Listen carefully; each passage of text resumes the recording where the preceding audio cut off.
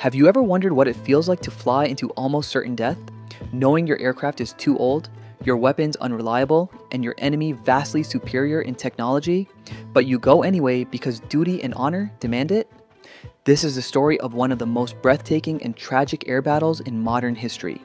A story of courage, mistakes, survival, and sacrifice that unfolded over the cold, gray waters of the South Atlantic during the Falklands War of 1982. This is the tale of the A-4 Skyhawks over the Falklands and the fateful day when 4 Argentinian pilots faced off against the might of the British Royal Navy. Welcome to Max Knowledge USA, where we dive deep into the real stories that shaped history. It was May 25th, 1982, Argentina's National Day, and in the air above the South Atlantic, tension crackled like static. The war for the Falkland Islands, or the Malvinas as Argentina called them, had been raging for weeks. The British task force, led by powerful ships and advanced aircraft, was tightening its grip around the islands. The Argentinians were desperate to strike back, to prove that their courage and determination could balance the scales against British technology and firepower. Deep inside the windswept mainland bases, 4 Argentinian pilots were preparing for what could be their final mission. They flew the aging Douglas A-4 Skyhawk, a light attack jet that had served faithfully in Vietnam but was now outdated against the British Sea Harriers and their radar-guided missiles. The Skyhawks were simple, fast, and rugged, but lacked radar, electronic countermeasures, and even basic defensive systems. Their only advantage would be their skill and their bravery. Leading the formation was Captain Pablo Carvalho, a calm, precise, and fearless pilot known for his coolness under pressure. Beside him flew Lieutenant Carlos Rinque, followed by First Lieutenant Mariano Angel Velasco and Ensign Jorge Barrionuevo. Their mission was daring, to attack and destroy the British warships HMS Coventry and HMS Broadsword, which had taken positions north of the island to provide radar coverage and missile protection for the ground forces below. If they could destroy these ships, the Argentine Air Force might buy precious time to hold the islands. If they failed, the British would tighten their grip and the fate of the war would be sealed. The Skyhawks roared low over the barren terrain of the Falklands, hugging the contours of the land to stay below radar detection. Their engines screamed against the cold wind, leaving trails of vapor over the rocky coastline. At less than 100 feet above sea level, the 4 planes skimmed the surface like arrows shot from the earth itself. Inside the cockpits, the pilots could see the waves crashing below, the white spray sometimes splattering across their canopies. They knew that one small mistake, one moment of distraction, could end their lives instantly, but they pressed on, unwavering. Meanwhile, aboard the HMS Coventry, Captain David Hart Dyke was fully aware of the danger. He knew Argentinian aircraft had been spotted in the area and that his ship was exposed. The Coventry was a Type 42 destroyer, equipped with advanced Sea Dart missiles designed to intercept high-altitude targets before they could strike. Alongside her was HMS Broadsword, a Type 22 frigate armed with Seawolf missiles, smaller, faster, and designed for low-level defense. Together, the 2 ships formed a deadly shield, but that day they were unknowingly sailing into a perfect storm. At first, British radar picked up 4 faint blips approaching fast over the sea. The radar operators called out their bearings, 4 contacts, low, fast, coming from the northwest. The alarms blared and the crew of Coventry raced to their battle stations. The missiles were armed, the guns manned, and every sailor knew what was coming. But the radar images suddenly vanished as the Argentinian jets ducked behind Pebble Island, using the terrain to mask their approach.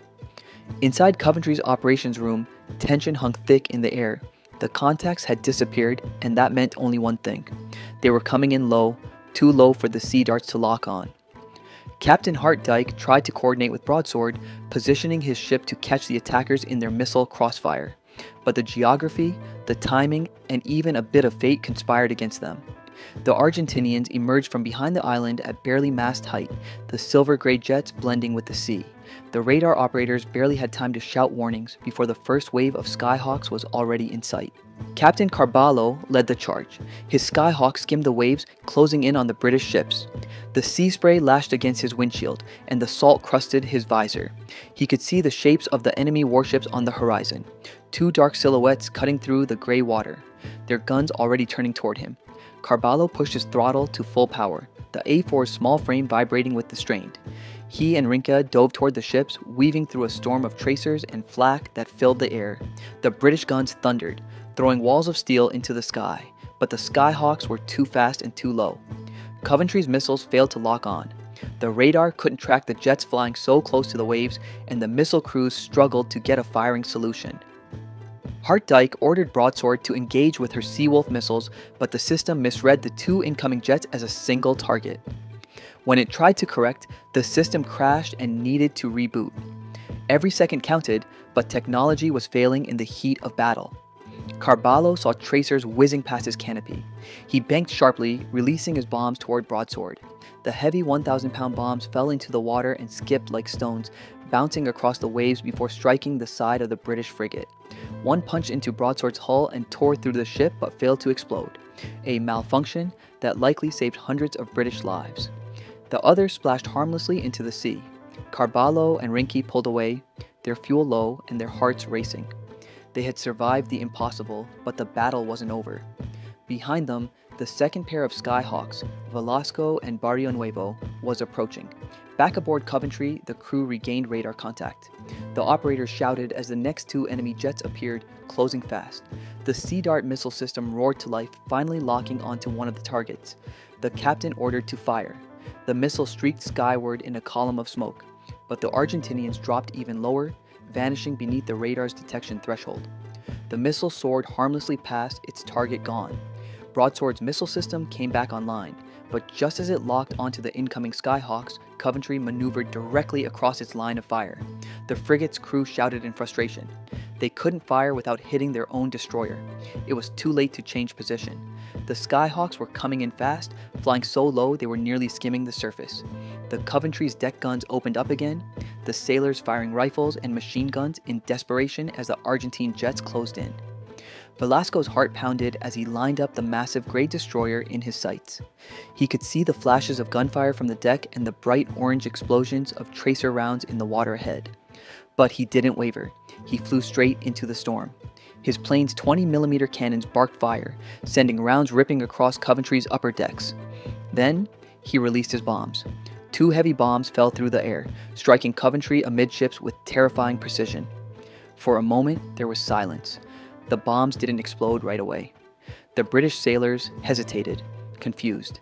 Some began to rise, believing the worst was over. Then, in a single blinding flash, both bombs detonated. The explosions ripped through Coventry's hull like thunder. The ship shuddered violently, massive flames and smoke pouring into the sky. One bomb tore through the operations room, killing dozens instantly and destroying the ship's combat control center. The other exploded near the engine room, cutting power and setting the interior ablaze. The force of the blast knocked Captain Hartdyke off his feet. The lights went out, the intercoms went dead, and thick black smoke filled the corridors. He struggled to stand, dazed and wounded, feeling the ship beginning to list to one side. Around him, men shouted, coughed, and scrambled to find their way through the chaos. The fire spread fast, consuming cables and oxygen, turning the metal passageways into infernos. Yet, even in those moments of despair, the British crew's discipline held strong. They had drilled for this countless times, and now that training took over. On deck, sailors organized the evacuation. Some carried wounded comrades through the smoke, others prepared life rafts and released them into the frigid sea. Despite the destruction, there was no panic, just determination. Captain Hartdyke made his way topside, emerging from the smoke into the cold air. The sight that met him was devastating. His proud ship was dying, engulfed in flames, listing hard to port. The crew was already abandoning ship, helping one another into the freezing water. Hartdyke refused to leave until every last man who could be saved was off the ship. When he finally stepped onto the tilted hull, he looked back at his command, a burning ruin sinking into the South Atlantic. He waited until the final moment, then boarded the last raft and drifted away as Coventry rolled over and disappeared beneath the waves. In just over 20 minutes, HMS Coventry had been destroyed. 19 British sailors lost their lives.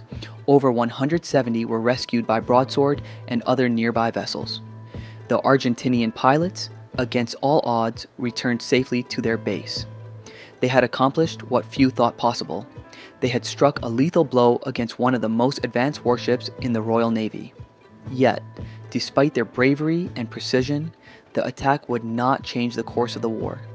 Within weeks, British forces regained full control of the Falklands, and Argentina was forced to surrender. But the memory of that day, the 25th of May 1982, would live on forever as one of the most dramatic moments in aerial warfare. It was a battle that showcased the extremes of human courage and the limits of technology. The Argentinian pilots flew into the jaws of death, relying on nothing but instinct, skill, and raw determination. The British sailors, facing chaos and destruction, held their discipline and saved as many lives as possible. Both sides displayed professionalism and bravery that transcended the politics of war.